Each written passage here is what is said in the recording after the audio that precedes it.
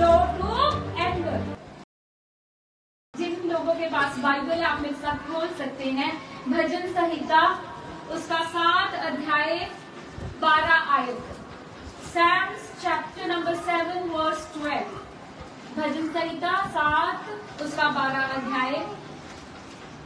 एक वचन में पढ़ूंगी. लिखा है, यदि मनुष्य मन ना फिराए तो वह अपनी तलवार पर धार चढ़ाएगा.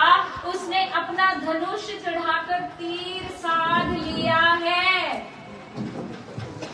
जब इस वर्ष को हम सुनते हैं, इस आयत को हम सुनते हैं, तो थोड़ा सा इंसान के अंदर क्या आता है, डर आता है या खौफ आता है, थोड़ा सा डिस्टर्ब व्यक्ति होता है कि यदि मनुष्य रिपेंट ना करे, यदि इंसान मन ना फिराए, तो यहाँ पर भजन संहिता 7:12 क्या बताता है, कैसे पिक्चराइज करता है परमेश्वर के स्वरूप को या खुदा के रूप को कैसे दर्शाता है, कैसे पिक्चराइज करता है, एक मैन ऑफ वॉर के रूप में. किसके रूप में?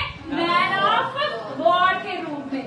अब जो व्यक्ति योद्धा है, मैन ऑफ वॉर है, जो लड़ता है, जो युद्ध करता है, उसके पास अक्सर ही क्या होता है, क्या होता है, हथियार. क्या होता है उसके पास?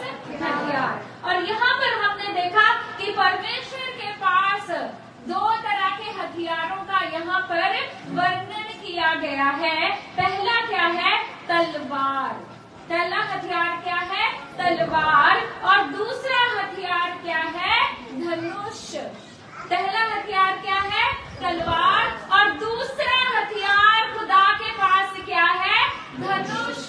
और धनुष और तीर, बो एंड एरो. देखे ना सबने, तीर कमान जिसको हम बोलते हैं, है ना. ये जो पिक्चराइजेशन है परमेश्वर की, अगर हम पुराने नियम में देखते हैं, ये जो खुदा को दर्शाया गया है, ये कैसा दर्शाया गया है कि खुदा के पास क्या है? हथियार है. और वो किन लोगों के विरोध में अपनी पूरी तैयारी कर चुका. लिखा कि अपनी तलवार पर धार चढ़ाएगा. जब हम किसी के विरोध में लड़ने जाते हैं तो हम क्या करते हैं, पहले अपनी तलवार को तेज करते हैं, शार्प करते हैं. तलवार के ऊपर हम क्या करते हैं? धार चढ़ाते हैं. और क्या लिखा, कहता उसने अपना धनुष चढ़ाकर तीर सीधा कर लिया है. कहता उसने अपने धनुष और तीर को भी क्या कर लिया है? सीधा कर लिया. अर्थात मीनिंग क्या है कि कहता उसने अपनी तलवार भी रेडी कर ली है और उसने अपना धनुष और तीर भी सीधा कर लिया है, रेडी कर लिया है. और वो शूट करने के लिए, अटैक करने के लिए क्या है? तैयार है. वो अटैक करने के लिए तैयार है. किन लोगों के विरोध में, किन लोगों के ऊपर? जो लोग मन नहीं फिराते हैं. जो लोग मन फिराने का अर्थ क्या है? मन फिराने का अर्थ क्या है? रिपेंट करना. अब रिपेंट करना, हम बोल तो देते रिपेंट करो, तौबा करो, मन फिराओ, लेकिन मन फिराने का, रिपेंट करने का, तौबा करने का अर्थ क्या है? To change your attitude. आपने क्या करना? अपने एटीट्यूड को चेंज करना है. अपने बिहेवियर को आपने क्या करना है? चेंज करना है. जो स्वाभाविक रूप से आपके अंदर पाप है, उन पापों से आपने क्या करना है? टर्न अवे करना है, घूम जाना है, फिर जाना है. और किसकी तरफ मुड़ना है? परमेश्वर की तरफ. Hallelujah, hallelujah, hallelujah. लेकिन ये हम पुराने नियम की बात कर रहे हैं जिसमें परमेश्वर का स्वरूप कैसा दिखाया गया है? एक मैन ऑफ वॉर के रूप में. कैसा दर्शाया गया है? एक योद्धा के रूप में या एक मैन ऑफ वॉर के रूप में, जो बिल्कुल तैयार बैठा है कि जो व्यक्ति मन नहीं फिराता, जो लोग परमेश्वर की तरफ नहीं मुड़ते, जो खुदा की आवाज को सुनकर भी क्या करते हैं? अनसुना करते हैं. लिखा परमेश्वर as a man of war उन लोगों के ऊपर अटैक करने के लिए या उनको नाश करने के लिए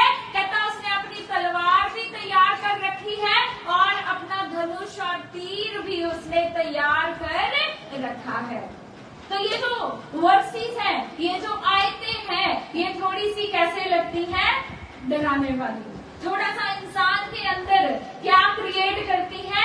भय को क्रिएट करती है, भय को दर्शाती है।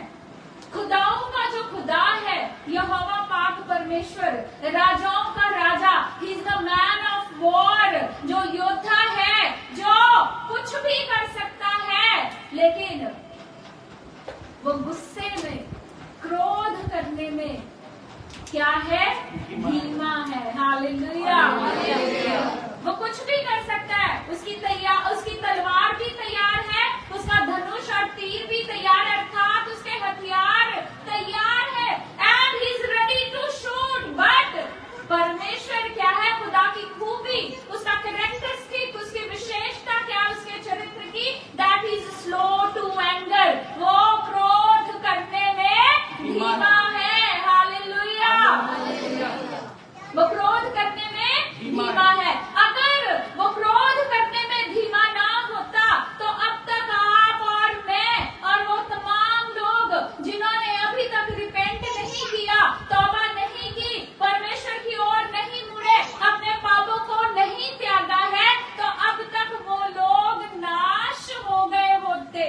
लेकिन हमें खुदा के शुक्रगुजार रहना चाहिए कि परमेश्वर क्या है? क्रोध करने में धीमा है।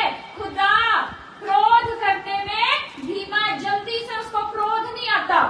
जब हमें क्रोध आता है, विदिन अ मोमेंट हम क्या करते हैं? अपना बदला लेते हैं। पर परमेश्वर के अंदर ये खूबी है, that he is slow to anger. अब परमेश्वर अगर क्रोध करने में धीमा है तो उसका कारण क्या है? उसका कारण ये है कि परमेश्वर नहीं चाहता कि एक भी व्यक्ति, एक भी मनुष्य नाश हो। खुदा नहीं चाहता कि एक भी मनुष्य नाश हो। हमने अक्सर सुना है रिपेंटेंस के ऊपर लोगों को प्रीच करते हुए, तौबा के ऊपर, मन फिराने के ऊपर हमने लोगों को प्रचार करते हुए सुना है। लेकिन मन फिराना जरूरी क्यों है? आखिर मन फिराने की आवश्यकता क्या है? क्यों हमें अपने हृदय को फिराना है? क्यों मन को फिराना है? क्यों अपना एटीट्यूड चेंज करना है? क्यों अपना सिंफुल बिहेवियर हमें चेंज करना है? उसका एक ही कारण है, टू प्रिवेंट फ्रॉम डिस्ट्रक्शन, ताकि हम नाश होने से बचाए जा सके। और परमेश्वर की भी यही योजना है। Why he slow to anger, क्यों वो क्रोध करने में धीमा है? क्योंकि वो भी यही चाहता है कि हर एक मनुष्य जो है वो नाश होने से बचाया जाए। हालेलुया। तो ये परमेश्वर का एक अद्भुत प्रेम है।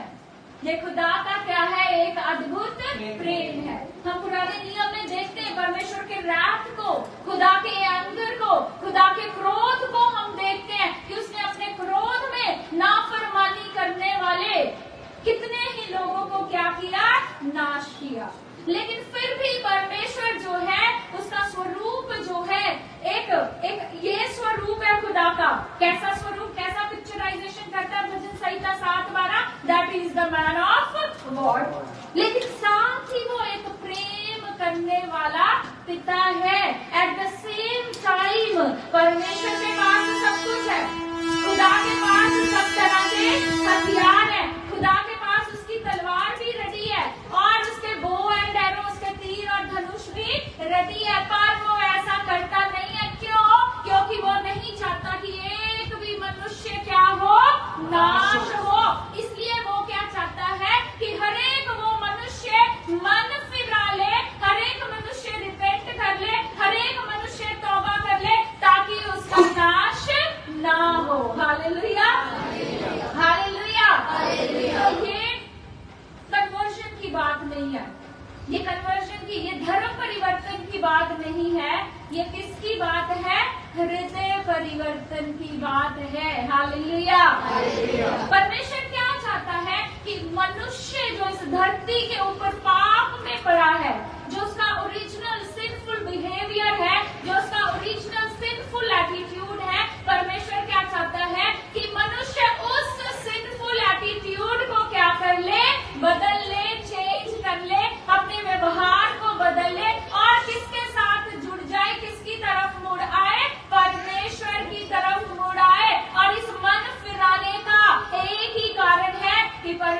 परमेश्वर मनुष्य को नाश, धर्म परिवर्तन नहीं, धर्म परिवर्तन नहीं, परमेश्वर क्या चाहता है कि हर एक मनुष्य नाश होने से बचाया जाए। हालेलुया।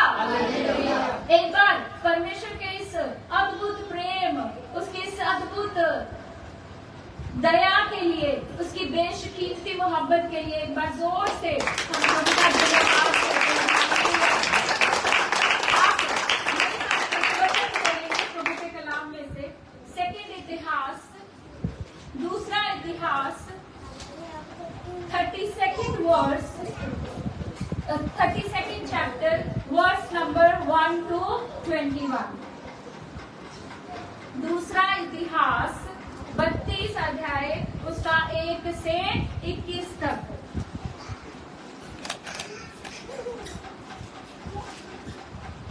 मैं पढ़ती हूँ आपके लिए। लिखा, इन विश्वास योग्य कार्यों के पश्चात अश्शूर के राजा स्नेहरीब ने यहूदा पर आक्रमण करके गढ़ वाले नगरों को घेर लिया। अब यहाँ पर एक राजा है और आपने याद रखना उस राजा का नाम क्या है? राजा स्नेहरीब। सेकंड इतिहास, दूसरा इतिहास 32 अध्याय 1 से 21। मिल गया आपको? ओके, ठीक है। सो राजा स्नेहरीब ने, जो अश्शूर का राजा है, उसने क्या किया? उसने यरूशलेम पर आक्रमण किया और लिखा उसके गढ़ वाले सारे नगरों को घेर लिया। उसके गढ़ वाले सारे नगरों को घेर लिया। मैं इस चैप्टर को बहुत डिटेल में नहीं पढ़ूंगी, लेकिन आप इसको घर जाके डिटेल में पढ़ना। मैं आपको सिर्फ समझाऊंगी कि परमेश्वर चाहे तो as a man of war सारे हथियारों के साथ वो कुछ भी कर सकता है। मनुष्य को विदिन अ सेकेंड, 1 सेकेंड के अंदर, जिस मनुष्य को उसने खुद रचा, उसको वो 1 सेकेंड के अंदर नाश भी कर सकता है। लेकिन आज भी आप देखेंगे, आपके आसपास लोग पाप करते जा रहे। कभी कभी हमें भी डाउट होता है, या लोग सोचने लगते हैं कि ये लोग सब तरह के पाप करते जा रहे हैं, फिर भी इनको कुछ नहीं होता। आते हैं ऐसे सवाल, सबके मन में आते हैं कि ये तो इतने पापी लोग हैं, ये सारे तरह के गंदे काम करते हैं, सब तरह का पाप करते हैं, लेकिन फिर भी ये अभी तक क्या है? बढ़ रहे हैं, फलवंत हो रहे हैं, फूल रहे हैं, इनको कुछ नहीं होता। ऐसे सवाल बहुत सारे लोगों के मन में आते हैं। और लेकिन उनके साथ ऐसा क्यों नहीं होता? परमेश्वर चाहे, मैं आपको भी बताऊंगी, खुदा चाहे तो within a minute, within a second, within the blink of an eye, एक पलक झपकते ही परमेश्वर इन लोगों को नाश कर सकता है। पर वो नहीं करता, क्योंकि he is slow to anger, क्योंकि वो क्रोध करने में धीमा है। और क्रोध करने में धीमा क्यों है? क्योंकि वो नहीं चाहता कि कोई भी मनुष्य इस धरती पे नाश हो। हालेलुया। तो अब स्नेहरीब, जो अश्शूर का राजा है, उसने क्या किया? यरूशलेम पे आक्रमण किया और लिखा उसके जितने गढ़ वाले नगर हैं, उन सारे नगरों को उसने घेर लिया। आगे लिखा, जब हिजकिय्याह ने देखा कि स्नेहरीब आ गया है और यरूशलेम पर आक्रमण करना चाहता है, तो उसने अपने अधिकारियों और योद्धाओं से मिलकर नगर के बाहर के सोतों को कटवा देने का निर्णय किया और उनकी सहायता की। अतः बहुत से लोगों ने एकत्र होकर सब झरनों और उस सोते को, जो देश के मध्य से होकर बहता था, ये कहकर पाट दिया, अश्शूर के राजा यहाँ आकर क्यों बहुतायत से पानी पिए। अब हुआ क्या कि जब अश्शूर के राजा स्नेहरीब ने यरूशलेम के ऊपर आक्रमण करना चाहा, यरूशलेम के गढ़ वाले सारे नगरों को घेर लिया। अब जो वहां का राजा, जिसका नाम राजा हिजकिय्याह था, जब उसे पता चला, ये आभास हुआ कि स्नेहरीब यरूशलेम के ऊपर आक्रमण करना चाहता है, तो उसने सबसे पहले युक्ति क्या लगाई कि वहां पे जितने जल स्रोत थे, पानी के जितने सोर्सेस थे या वाटर रिसोर्सेस थे, उन सबको वहां से खत्म करा दिया, बंद करवा दिया या उखाड़ दिया, ताकि राजा स्नेहरीब को और उसकी सेना को पानी ना मिले, ताकि वो उनको क्या कर सके? इस तरह से वीक कर सके। अब ये सारी युक्तियां राजा हिजकिय्याह लड़ा रहा है। बाकी का चैप्टर आप पढ़ना, लेकिन आगे मैं पढ़ूंगी 7th वर्स से मैं पढ़ रही रही हूँ, आपके लिखा साहस रखो और दृढ़ रहो अश्शूर के राजा और उस बड़ी भीड़ से जो उसके साथ है, ना तो तुम डरो और ना निराश हो, क्योंकि वह जो हमारे साथ है वह उससे बड़ा है जो उसके साथ है। हालेलुया। अब राजा हिजकिय्याह क्या कर रहा है, उसे समझ तो आ गया, उसे ये पता तो लग गया, उसे ये आभास तो हो गया कि राजा सन्हेरीब अश्शूर का राजा यरूशलेम के ऊपर क्या करना चाहता है, आक्रमण करना चाहता है। तो अब उसकी प्रजा, उसके लोग घबराए ना, तो वो अपने लोगों को यहोवा परमेश्वर के नाम से हौसला देने लगा, खुदावंद के पराक्रम की उन लोगों के सामने बात करने लगा। कहता चाहे सन्हेरीब के साथ कितनी भी बड़ी सेना है, कहता फिर भी तुम उन लोगों से मत घबराना, कहता क्योंकि जितनी बड़ी सेना उसके साथ है या जितना वो ताकतवर है, कहता उससे कहीं ज्यादा ताकतवर वो है जो हमारे साथ है, और उसका नाम क्या है, यहोवा है। हालेलुया। तो सन्हेरीब एक बड़ी सेना के साथ जब यरूशलेम में आक्रमण करने आता है, तो राजा हिजकिय्याह अपने लोगों को क्या कह रहा है, कहता तुम अपना साहस मत खोना, डरना मत, कहता हौसला रखना, क्योंकि जो हमारे साथ है वो सन्हेरीब और उसकी सेना से कहीं ज्यादा ताकतवर और उससे कहीं ज्यादा बड़ा है। हालेलुया। और आगे क्या लिखा है, उसके साथ तो मनुष्य की भुजा मात्र ही है, परंतु हमारी ओर से युद्ध करने और हमें सहायता देने को हमारा परमेश्वर यहोवा है। अब सन्हेरीब के साथ तो कहता क्या है, मनुष्य मात्र। सन्हेरीब के साथ कहता केवल कौन है, एक मनुष्यों की सेना, चाहे जितनी मर्जी बड़ी हो जाए, लेकिन कहता हमारे साथ, हमारे पक्ष में, हमारी ओर से युद्ध करने वाला, हमारी ओर से लड़ने वाला कौन है, कहता पराक्रमी यहोवा। हालेलुया।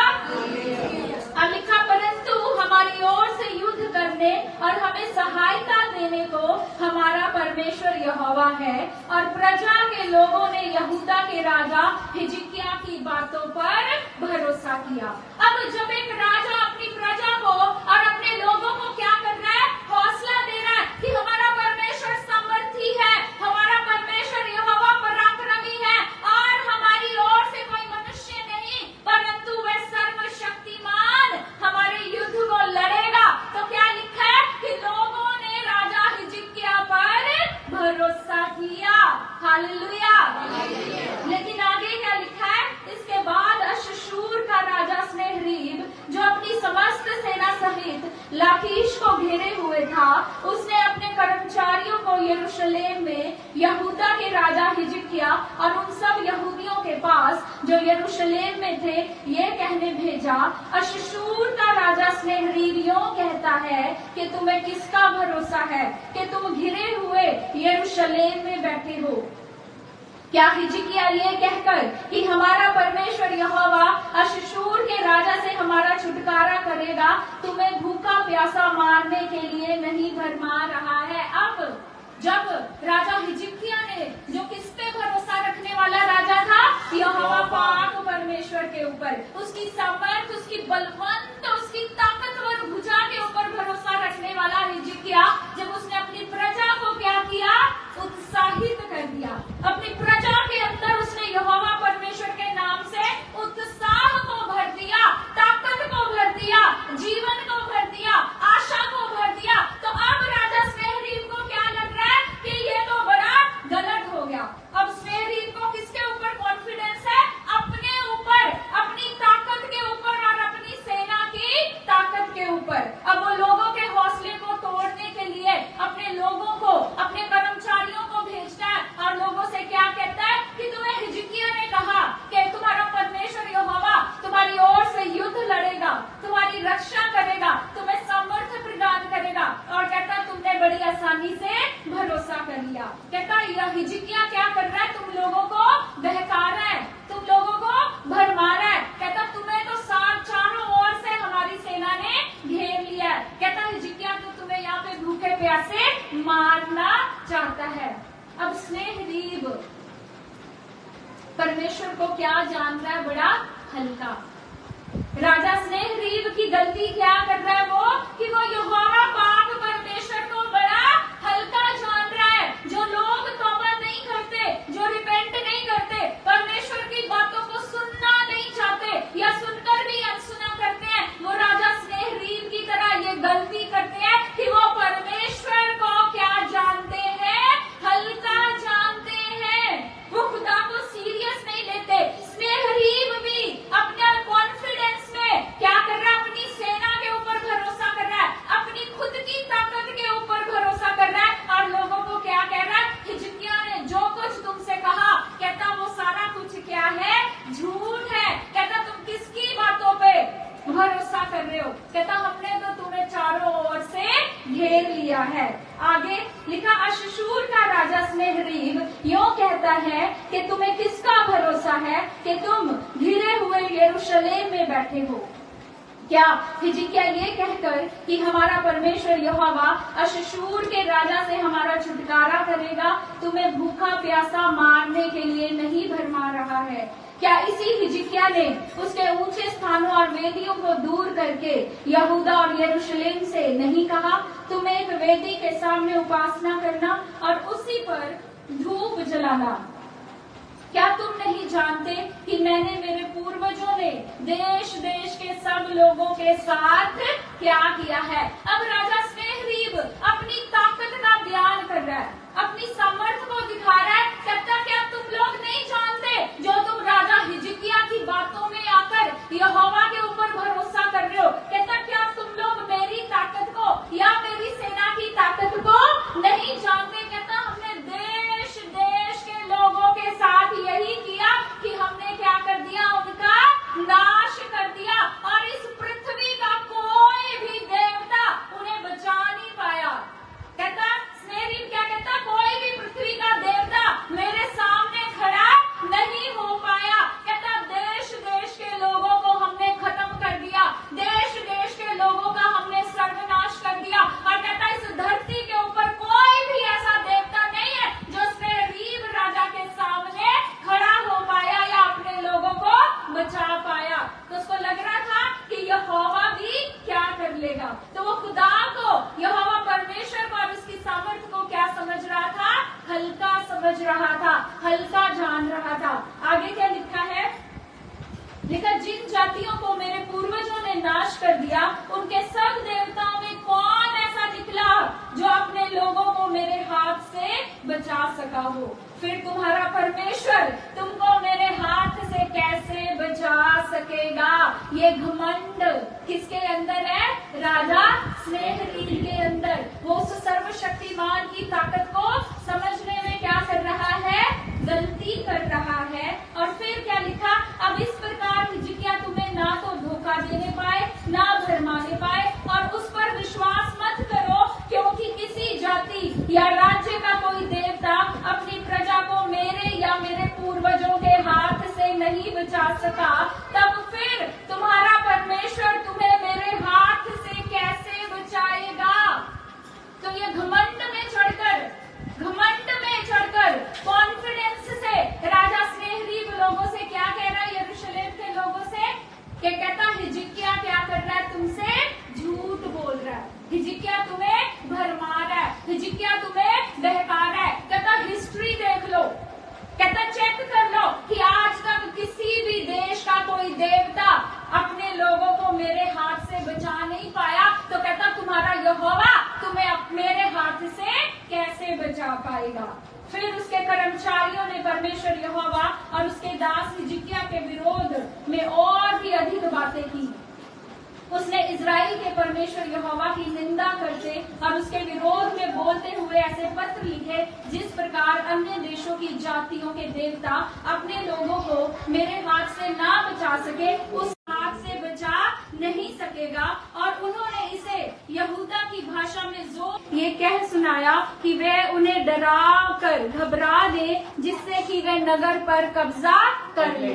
अब राजा स्नेहरीब क्या करना चाहता था, यरूशलेम के लोगों की आशा को तोड़ देना चाहता था, उनके भरोसे को जो उन्होंने यहोवा पाक खुदावन के ऊपर किया था, उस भरोसे को तोड़ देना चाहता था। उनके में हार जाए और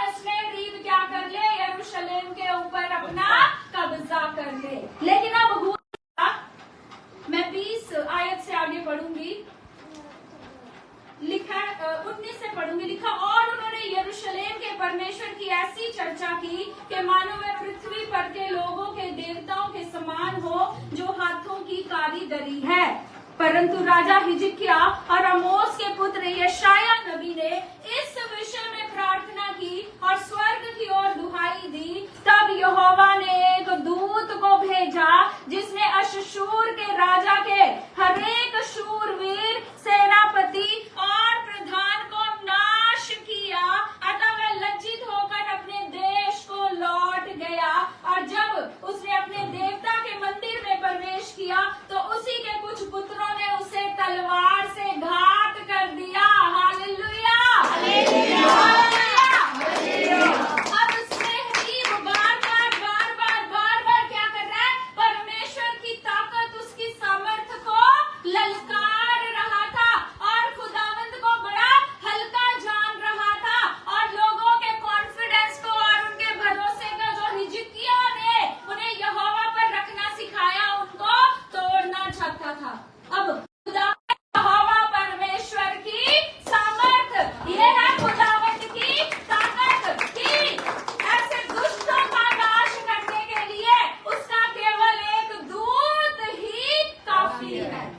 लेकिन आप फिर भी देखते हैं कि ऐसे दुष्ट लोग आपके आसपास बढ़ते जाते हैं। आपको लगता है ये फलवंत हो रहे हैं, आपको लगता है ये तो बढ़ते जा रहे हैं, कुछ भी नहीं होता, परंतु सब तरह के पाप ये लोग करते हैं। लेकिन परमेश्वर चाहे within a minute, within a second, एक पलक झपकते उसका एक दूत ऐसे सब लोगों को नाश कर सकता है। पर हमें खुदा के शुक्रगुजार होना है that he is slow to anger, कि वह गुस्सा करने में, क्रोध करने में धीमा है। Hallelujah, hallelujah. क्योंकि वो नहीं चाहता कि कोई भी व्यक्ति क्या हो, नाश हो।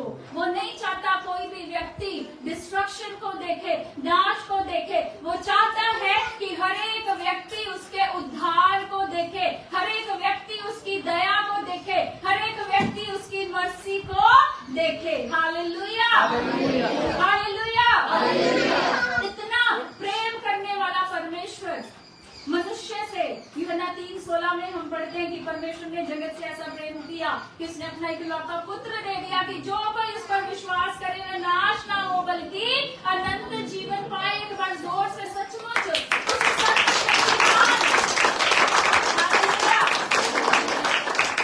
प्रेमी खुदा के लिए, उस दयावान खुदा के लिए जो विदिन अ मिनट हमें नाश कर सकता है, फिर भी हम पापियों को वो सहता रहता है, फिर भी हमारे गुनाहों को वो देखता रहता है, फिर भी वो हमें बर्दाश्त करता है, कि हमें मौका देता है, बार बार अपॉर्चुनिटीज, बार बार अवसर, बार बार चांसेस, कि हम क्या करें, मनुष्य क्या करे, रिपेंट कर ले, अपना एटीट्यूड चेंज कर ले, अपना सिंफुल बिहेवियर चेंज कर ले और परमेश्वर की तरफ मुड़ आए, परमेश्वर की तरफ मुड़ आए। हालेलुया। अब परमेश्वर जानता था, खुदा जानता था कि ये लोग कैसे हैं, पापी।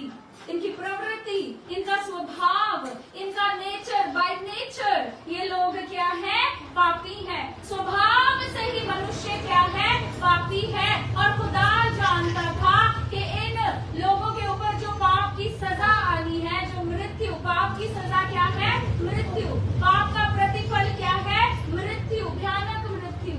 तो परमेश्वर जानता था ये लोग उस सजा को सह नहीं पाएंगे, क्योंकि वहाँ पर जो लिखा है कि पाप का प्रतिफल मृत्यु है, वह केवल शारीरिक मृत्यु नहीं, उससे भी भयानक वो आत्मिक मृत्यु की बात करता है, कि मनुष्य का आत्मिक मृत्यु हो जाएगी, अनंत जीवन, उद्धार से वो वंचित रह जाएगा। इसलिए परमेश्वर ने क्या किया, उसका दयावान चेहरा, उसका दयावान चेहरा, उसका प्रेम से ओत-प्रोत हृदय, प्रेम से भरा हुआ दिल, दया से भरा हुआ दिल, उसका वो दयावान चेहरा उसने किसके स्वरूप में दिखाया, खुदावंद यीशु मसीह के रूप में दिखाया। Hallelujah, hallelujah, hallelujah. उस प्रेम को वो खुदा, वो परमेश्वर जो पलक झपकते हजारों सेनाओं है, उस खुदा ने उसके अंदर जो प्रेम है मनुष्य के लिए, उसने उस प्रेम को कैसे जाहिर किया कि मैं मनुष्य को नाश नहीं करना चाहता, मैं उसे अनंत जीवन देना चाहता हूँ। इसलिए मैं चाहता हूँ कि मनुष्य क्या कर ले, तौबा कर ले। परमेश्वर ने अपने उस प्रेम को, अपनी उस दया को, उस काइंडनेस को, उस मर्सी को खुदा ने किसके द्वारा दिखाया? हमारे खुदावंद यीशु मसीह के स्वरूप में खुदा ने अपने प्रेम को हम पे क्या किया? अपने पुत्र के स्वरूप में खुदा ने अपने प्रेम को हम पे जाहिर किया, एक्सप्रेस किया। हम बोलकर आई लव यू बोलकर आप अपने प्रेम का इजहार करते हैं, लेकिन उसने सलीब पे अपनी जान को कुर्बान करके अपने प्रेम का इजहार किया। Hallelujah, hallelujah, hallelujah. तो जब यीशु मसीह ने जो कोड़ों की मार खाई, जो कांटों का ताज पहना, जो उसके मुंह पे थूका गया, दाढ़ी को नोचा गया और इतना जलील किया गया कि हमें कोई दो शब्द कह दे हम बर्दाश्त नहीं कर पाते। He was a young man। उस समय पे वो एक जवान व्यक्ति था और उस जवान व्यक्ति के साथ सब तरह की दुष्टता, सब तरह की बदकारी, सब तरह की बुराई, उसको सब लोगों के सामने, भीड़ के सामने निर्वस्त्र कर दिया गया, नंगा कर दिया गया, उसकी पीठ पे कोड़े मारे गए। और ये सब यातनाएं सहने से पहले जब वो गतसमनी बाग में था, तो जब वो परमेश्वर से प्रार्थना कर रहा था कि पिता हो सके तो ये प्याला मुझसे टल जाए, तो खुदा का कलाम ये जाहिर करता है कि स्ट्रेस इतना था कि खुदावंद यीशु मसीह का पसीना किसमें बदल गया, किसमें परिवर्तित हो गया? ब्लड में। जो पसीने की बूंदें नीचे गिर रही थी वो ब्लड ड्रॉप्स के रूप में गिर रही थी। That was the highest level of stress. ये बेइंतहा मोहब्बत थी उस यहोवा पाक की, जिसको हम पुराने नियम में कैसे देख रहे हैं? As a man of God. लेकिन उसी खुदा के चेहरे को अब हम कैसे देख रहे हैं कि वो मनुष्य के लिए क्या कर गया? सारी जलालत को, सारी बेइज्जती को और सब तरह की दुष्टता को, बदकारी को जो उसके साथ की गई और सब तरह की सजा जो आपने और मैंने अपने ऊपर लेनी थी वो अपने ऊपर ले गया और उस सलीबी मौत को आपके और मेरे प्रेम की खातिर सह गया। सो यीशु मसीह जब इस धरती पे उन्होंने अपनी सेवकाई की शुरुआत की, उन्होंने नहीं बताया आराधना करो, उन्होंने नहीं बताया स्तुति करो, उन्होंने नहीं बताया कि सेवकाई के लिए ये करो। उन्होंने पहली बात जो पहले वर्ड्स बोले वो क्या थे? कि मन फिराओ क्योंकि स्वर्ग का राज्य निकट है। हालेलुया। पहली बात जो खुदा ने कही, हमने देखा भजन संहिता 7:12 कि जो लोग मन नहीं फिराते उनके लिए यहोवा परमेश्वर भी क्या चाहते? लोग क्या करें? मन फिराए। जब यीशु मसीह He's the image of unseen God। यीशु मसीह क्या है? अनदेखे परमेश्वर का प्रतिरूप। वो खुदा जिसे किसी ने नहीं देखा, उस अनसीन गॉड की इमेज, उस अनदेखे परमेश्वर का प्रतिरूप कौन है? खुदावंद यीशु मसीह। हालेलुया। तो जब वो खुदावंद यीशु मसीह इस धरती पर थे और जब उन्होंने अपनी सेवकाई की शुरुआत की, मुर्दे बाद में जीवित किए, लंगड़े बाद में चलाए, अंधों को आंखें बाद में दी, बहरों को कान बाद में दिए, लेकिन सबसे पहले परमेश्वर ने अपनी सेवकाई की शुरुआत इन शब्दों के साथ की कि मन फिराओ क्योंकि स्वर्ग का राज्य निकट है। अब मन फिराना और स्वर्ग का राज्य, ये दोनों आपस में क्या है? को रिलेटेड है, दोनों आपस में जुड़े हुए हैं, संबंधित हैं। अगर आप मन फिराते हैं, अगर आप तौबा कर लेते हैं, आप परमेश्वर की ओर मुड़ आते हैं, आप यीशु मसीह पे विश्वास करते हैं, आप ये ईमान लाते हैं कि वे परमेश्वर का पुत्र है और उसने आपके और मेरे पापों के लिए क्रूस के ऊपर अपनी जान को कुर्बान किया, अपना लहू बहाया, कोड़ों की मार खाई, अपनी दाढ़ी को नुचवाया और निर्वस्त्र हो गया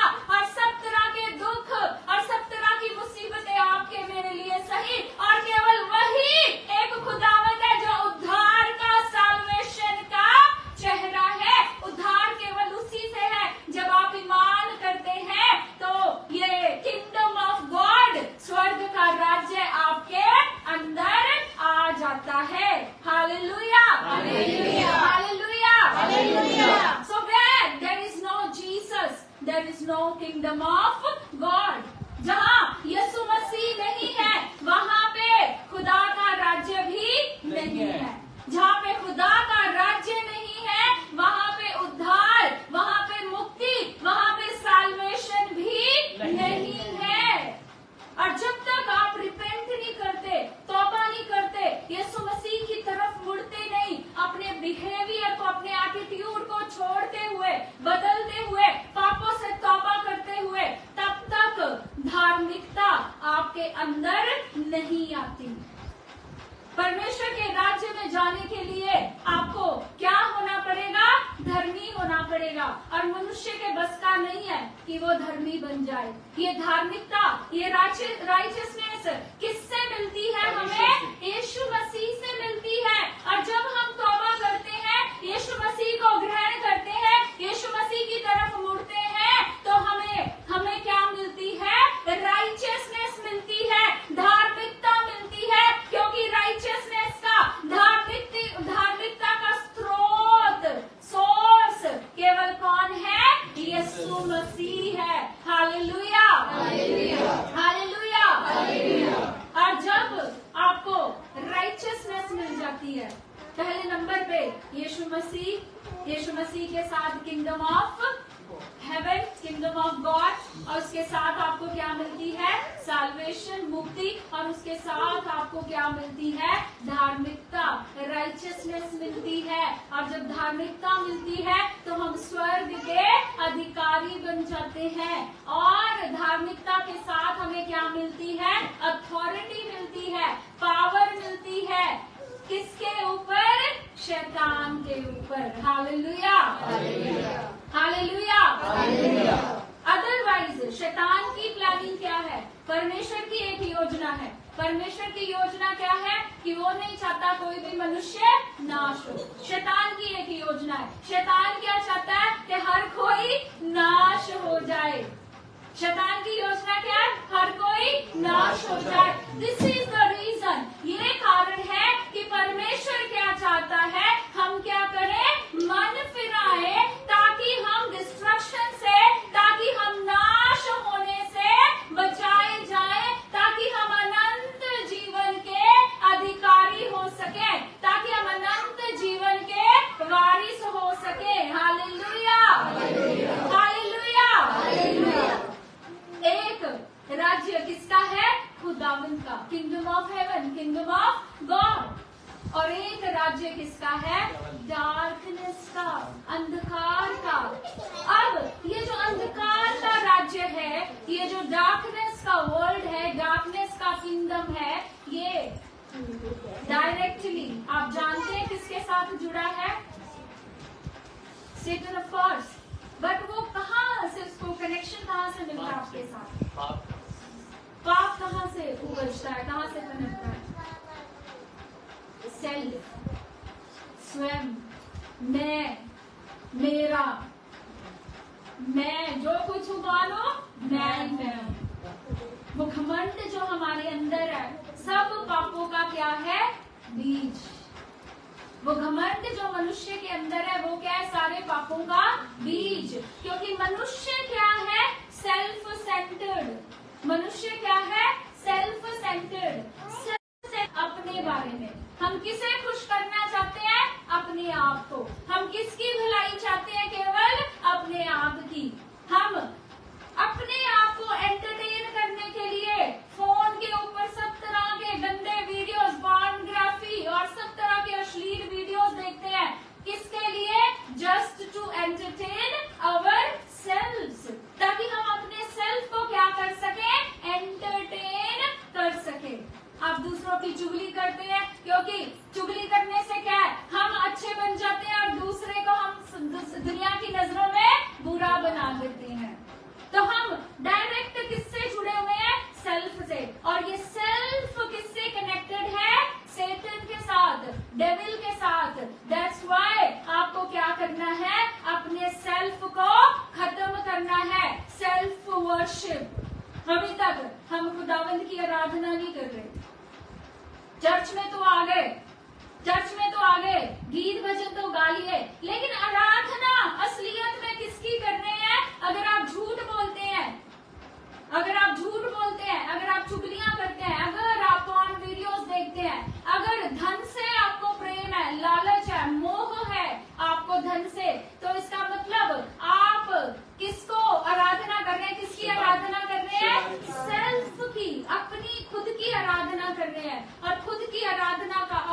क्या है कि आप किसको एंटरटेन, किसको खुश कर रहे हैं, किसकी आराधना कर रहे हैं? डायरेक्टली शैतान की आराधना कर रहे हैं।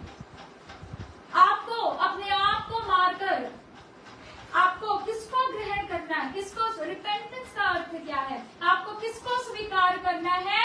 यीशु मसीह को उद्धारकर्ता के रूप में।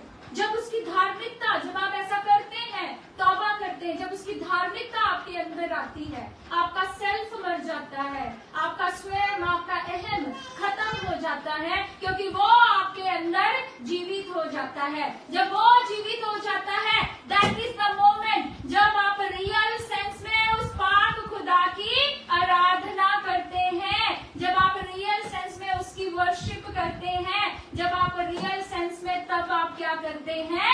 तौबा करते हैं, रिपेंट करते हैं। हालेलुया। विदाउट रिपेंटेंस, बिना मन फिराए उद्धार नहीं है। अगर आपको लगता है कि मैं यीशु मसीह को जान गया हूँ, मैं चर्च आने लगा हूँ, मैं वर्शिप करता हूँ, मैं आराधना करता हूँ, मैं ये करता हूँ, मैं वो करता हूँ, आप कुछ भी करते चलो, लेकिन अगर आप अभी तक किसकी आराधना कर रहे हैं? अपने आप की, अपने सेल्फ को बढ़ावा दे रहे हैं, सेल्फ अप्रेजल है आपके अंदर, आप अपने आप को एंटरटेन कर रहे हैं, धन का लोभ। मैंने आपको बताया था, अगर आप अपने आप को भी आराधना कर रहे हैं, सेल्फ सेंटर्ड हैं, अपने आप को खुश करने में लगे रहते हैं, अपनी वाहवाही चाहते हैं, तो इसका मतलब आप क्या है? Idol worshipper. आप क्या है? मूर्ति पूजक हैं। आप अपनी मूर्ति की पूजा करते जा रहे हैं, आप अपनी मूर्ति, अपने आप को मूर्ति के रूप में बढ़ावा दे रहे हैं, आप अपनी आराधना कर रहे हैं। और आइडल वर्शिपर्स, मूर्ति पूजक कभी भी परमेश्वर के राज्य में, किंगडम ऑफ हेवन, कभी भी परमेश्वर के राज्य में दाखिल नहीं हो सकते। तो आज अगर आप मिट्टी की बनाई, पत्थर की बनाई, लोहे की बनाई हुई मूर्ति की पूजा नहीं भी करते, आप कहते नहीं जी हम मूर्ति पूजा नहीं करते, लेकिन अगर आप अपने सेल्फ, जो मैंने आपको बताया, अगर आप अपने सेल्फ की पूजा कर रहे हैं, तो इसका मतलब आप क्या कर रहे हैं? मूर्ति पूजा कर रहे हैं। ये फोन मैंने बताया था, सबसे बड़ी मूर्ति, पिछली बार भी मैंने कहा, सबसे बड़ी मूर्ति तो हम हाथ में, पॉकेट्स में और पर्स में है, पर्स सामने होता है कि कोई फोन आ गए फोन, ठीक है, तो संभाल के इस मूर्ति को हम साथ में लिए, जब सारा दिन सुबह उठते ही, आंख खुलते ही सबसे पहले फेसबुक, व्हाट्सएप चेक किया, प्रभु कहाँ है? ये क्या है? मूर्ति पूजा। अगर आप धन के लोभी हैं, अगर आपके अंदर धन के लिए मोह है, लालच है, आप धन कमाने के लिए कुछ भी गलत काम करने के लिए तैयार हैं, तो इसका मतलब आप क्या कर रहे हैं? मूर्ति पूजा। आप अपने आप को एंटरटेन, नेटफ्लिक्स बड़ा चल रहा है, लोगों ने नेटफ्लिक्स डाउन किया, सारी मूवीज मिनटों में इसने भी किया है, ठीक है, सारी मूवीज मिनटों में नहीं किया है, हॉटस्टार है, अच्छा उसकी बहन, ठीक है, तो हॉटस्टार, नेटफ्लिक्स, तो सारी तरह की मूवीज आप विद इन अ मिनट अपने आप को एंटरटेन करने के लिए क्या कर सकते हैं? इसी फोन के अंदर देख सकते हैं। So you are just you are self centered. आप सब कुछ क्या किसके लिए कर रहे हैं? अपने लिए। आप क्या है? मूर्ति पूजक है, और मूर्तियों की पूजा करने वाले लोग कभी भी परमेश्वर के राज्य में दाखिल नहीं हो सकते। तो आपको आज जरूरत क्या है? मन फिराने की जरूरत है, रिपेंट करने की जरूरत है, अपने एटीट्यूड को चेंज करने की जरूरत है, अपने बिहेवियर को चेंज करने की जरूरत है। वरना परमेश्वर तो चाहे हम जैसे दुष्टों को विद इन अ मिनट, हमने अभी देखा, इतना घमंडी, इतना ताकतवर, इतना बड़ी सेना रखने वाले राजा को भी उस खुदा के एक दूत ने मिनटों में क्या कर दिया? नाश कर दिया। लेकिन वो चाहता नहीं है कि मनुष्य क्या हो? नाश हो। वो चाहता है मनुष्य नाश होने से पहले क्या कर ले? तो तौबा कर ले, रिपेंट कर ले, ताकि वो बचाया जा सके, ताकि वो उद्धार पाए, ताकि वो धार्मिक बन जाए, ताकि वो धर्मी कहलाए, ताकि वो पावर को पाए, अथॉरिटी को पाए, और शैतान उसके पैरों के नीचे कुचल दिया जाए। Hallelujah, hallelujah. इसलिए रिपेंट करना, मन फिराना बहुत जरूरी है। स्वर्ग के राज्य के, किंगडम ऑफ हेवन के हम क्या बन सके, सिटीजन बन सके, वारिस बन सके। हम जानते हैं जॉन द बैप्टिस्ट, यूहन्ना बपतिस्मा ने, उन्होंने भी क्या प्रीचिंग की, उनकी प्रीचिंग भी किसके ऊपर थी, रिपेंटेंस के ऊपर, मन फिराने के ऊपर। सो हर एक बड़े बड़े चिन्ह चमत्कार से पहले, वो चिन्ह चमत्कार आपको बाद में मिलेंगे, वो science and wonders and miracles वो आपको बाद में मिलेंगे। सबसे पहले अगर आप सच में यीशु मसीह के को उद्धारकर्ता स्वीकार करना चाहते हैं, उसके राज्य में दाखिल होना चाहते हैं, तो पहला काम, आपके बंधन बाद में टूटेंगे, अंधे बाद में देखेंगे, लंगड़े बाद में चलेंगे। पहला काम, यू हैव टू रिपेंट। पहली असाइनमेंट, पहला काम, पहली कमांडमेंट, पहली preaching, first words of Lord Jesus Christ, you have to repent. आपको मन फिराना पड़ेगा, आपको तौबा करनी पड़ेगी। हालेलुया। तो आज का वचन आपके जीवनों में छुटकारा लेके आए और आप सच में सच्ची तौबा करें। आपने जो भी कुछ आज तक गुनाह किए हैं, चाहे छोटे चाहे बड़े, या आपको लगता है, ये पता ही नहीं लगता कि ये भी गुनाह है, बैठ के 10 लोग 4 लोग बैठ के बातें करी जा रहे हैं, वो बातें किसकी कर रहे हैं, किसी ABCDXYZ पर्सन की, चुगलियां बनती, निंदा बनती। पर निंदकों से परमेश्वर खुश नहीं होता, पर निंदक कभी भी परमेश्वर के राज्य में दाखिल नहीं हो सकते। आप ड्रग्स लेते, शराब लेते अपने पेन को दूर करने के लिए। हमने पिछले सर्मन में भी देखा था कि उस पेन को, उस डीप सफरिंग्स को केवल कौन दूर कर सकता है, यीशु मसीह। तो आप क्या करें, तौबा करें और सच्चे हृदय से परमेश्वर के पास वापस आए, ताकि आप लोग नाश ना हो, ताकि आप उद्धार पाए, मुक्ति पाए और परमेश्वर के राज्य के वारिस बनने पाए। Hallelujah, hallelujah. तो आज के वचन के लिए प्रभु का धन्यवाद देते हैं।